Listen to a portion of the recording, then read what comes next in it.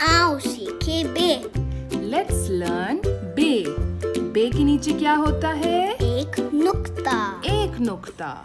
बे से बिल्ली। बिल्ली। बे से बिल्ली। बे से बादाम। बादाम। बे से बतख। बतख।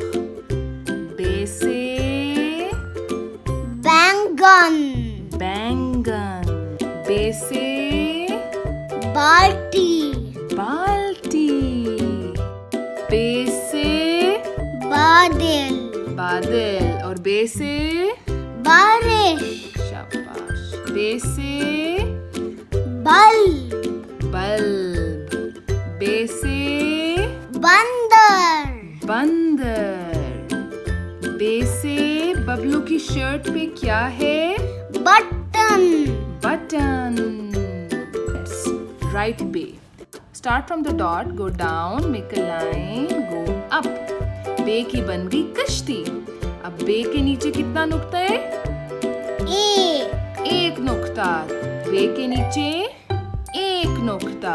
अब आप लिखेंगे Go down, make a sleeping line and go up. बे के नीचे कितने नुक्ते? एक नुक्ता। बे।